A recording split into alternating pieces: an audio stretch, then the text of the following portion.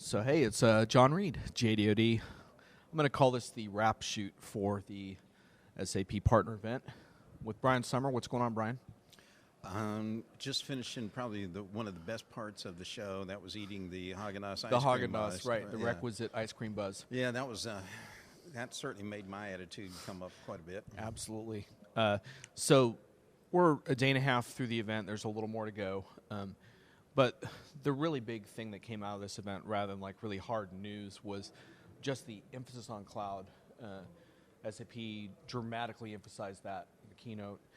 And my question for you is, from a partner perspective, and not necessarily even from an SAP perspective, but in general for consultancies that would go to an event like this, what challenges does the cloud present? How do you deal with those? Well, we might want to get into this a little bit more, but I'm not as concerned about the channel partners now knowing that they need to move to the cloud. They've got that. They know that's what the customers want, and that's where the market's moving. It's kind of like, that's now the table stakes for the business world. What is interesting, though, is the emphasis I think that SAP put on making everybody start thinking about vertical solutions as opposed to the individual brands. And I think that's going to be the toughest challenge for probably the lion's share of the partners, because many of them serve smaller markets, local geographies, may not have been as vertically focused in the past as they were, but that's been the tone I've been catching everywhere, and I think that's going to be the biggest change management or journey challenge that all these guys have. So if you were sitting down with some partners who had done a lot of traditional on-premise ERP consulting, and you were going to talk to them about making this transition, aside from acquiring more industry focus, what other things should they be thinking about? Well, I think this is a pivotal time. It's not just that customers now prefer cloud. It's not a deployment option change. Anybody who thinks that's what is going on in the marketplace is in for a really rude shock. You can't just pick up your old reseller business and just say, okay, now the customer has a different deployment model. We're going to still run kind of business as usual. Now we got to do a little more OpEx kind of, or different financing kind of stuff, and different economic things to worry about. But by and large, same business. Bull. That's not correct at all. Because what also is happening in the market is the buyers now want very complete solutions, and they expect the entire solution to be resident in somebody's cloud service.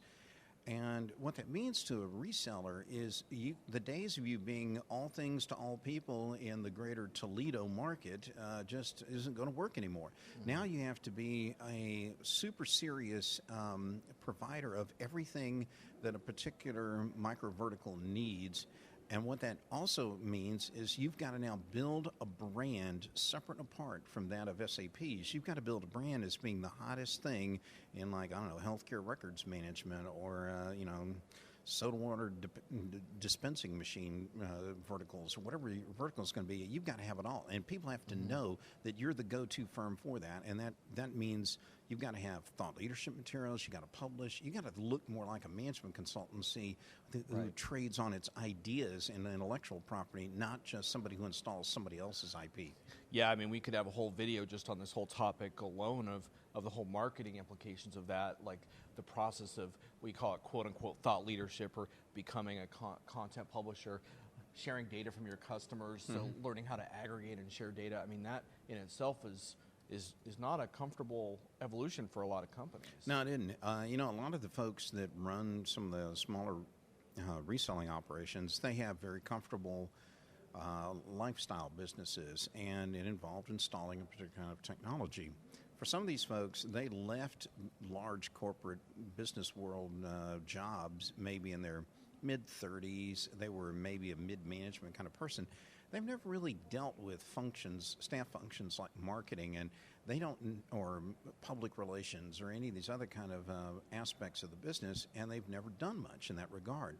Now they're being tasked to change the fundamental core of how their business goes to market, and this means they now have to have a go-to-market capability that a vendor wants them to have. And in this case, SAP was very clear in one of the briefings I was at. They were saying it cost SAP internally $150,000 to vet a new channel partner. And I know when I asked one of the speakers, what's the genome or the DNA, I guess, of a great channel partner now, and they said, well, if they start asking us right off the bat, like, what kind of leads can you give us, SAP, that's a big red flag for them. And that's the guy's exact words. That's a big red flag for us. Brian, when you talk about this notion of industry expertise, do you also include, SAP's done some talking about today about building applications on this next generation platform. Do you think it's also going to be important to build proprietary software and solutions that sort of bake in that know-how? Is that part of it as well? Well, what's going to be the differentiator of a great reseller? It's not the fact that you have the lowest billing rates around, or that you have a great golfing relationship with, the CIO or the CEO, whatever. Yeah. Those kind of... those golf course relationships aren't what they used to be. No. In fact, buyers today are way more sophisticated, but more importantly, the balance of power between the buyer and seller has changed dramatically since roughly about 2008. And what's happened is that people have used the internet to do a lot of shopping for the last decade or so, and they've done that very well for B2C deals. Now they bring that same kind of, I can do my own research, I can learn about providers and solutions on my own, and they're like 60% of the way through the sales cycle before most resellers are even going to know what's going on. And these resellers are being eliminated from deal after deal before they've even... all because either they didn't have any intellectual property out there on the web, they didn't have any testimonials, case studies, they didn't have any unique intellectual property about that industry or that vertical solution. People are getting whacked all the time out of deals that they don't even know about. Right, but you didn't really answer my question totally, Brian. I'm not satisfied. Okay. All right. Just in terms of the whole thing around building software solutions around your and that's knowledge part and of content. It. Do you think that's part of the intellectual mandatory property thing, nice to have? Yeah, if you want to have high margins for your labor and you want sustainable competitive advantage, you've got to have not just thought leaders and intellectual property, papers and all that kind of stuff.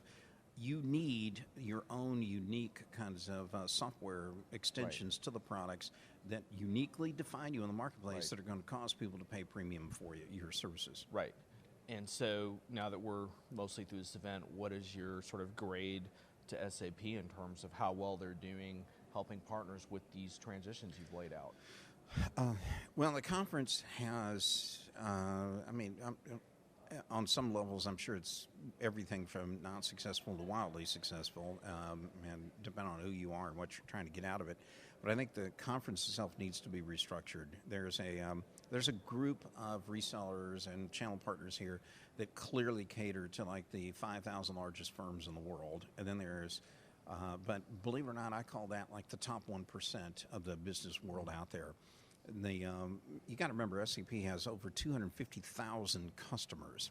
And it's that other 99% of the customers that are often served by maybe 400 of the partners here.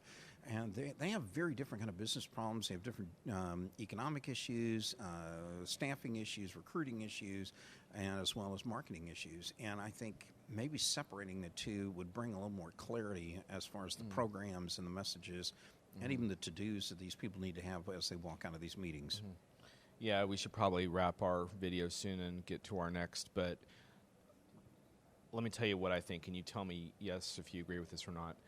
I think SAP's got a pretty good message around sort of the convergence of cloud and mobile and analytics and not just being a legacy provider. I think the message is pretty good. I think where I would want to see a lot more is helping partners make those transitions. I'm not getting a real sense of clarity from partners around how they're making money doing this. For example, we just didn't see a lot of partners on stage that were hugely successful doing this stuff. To me, that's the thing, is highlight, showcase the success is more. You agree? I would agree that there is a kind of DNA for a very successful partner. Yep. And this crowd needs to see more exemplars of those kinds of super successful partners. Right. No argument on that. All right, Brian. Well, thanks for that. And well, if I can get one parting, I'm going to get one parting thought. Yeah. One of the best things I heard was yesterday in Jonathan Beeker's piece where he talked about how they're changing the SAP brand. Yeah. And if you talk about one real positive, I think a large number of partners, not necessarily the largest partners, but the largest quantity of them are going to appreciate, is how they're changing the focus to be not just about big businesses running big Right. SAP anymore. It's going to be a more egalitarian kind of marketing message they're going to take to the market. Yeah, yeah. That contrast between that huge impersonal plane of Lufthansa runs SAP versus that more human face of the brand, Right. that kind of stuff really works. I know so. that sounds real touchy-feely, Yeah, but, yeah. but it's, I think that kind of speaks directionally on where they really need to go with the channel program, because let's face it, there's only, there are no more Fortune 500 firms. They've pretty much got most of Yep. them, as a customer. So in one way, shape, or another, the market is for all the ones that aren't in that space. Yep. Yep. And got to go where the money's at. Yep. All right, Brian. Well, thanks for your time. Appreciate it, man. Yeah, no problem. Thank you, John.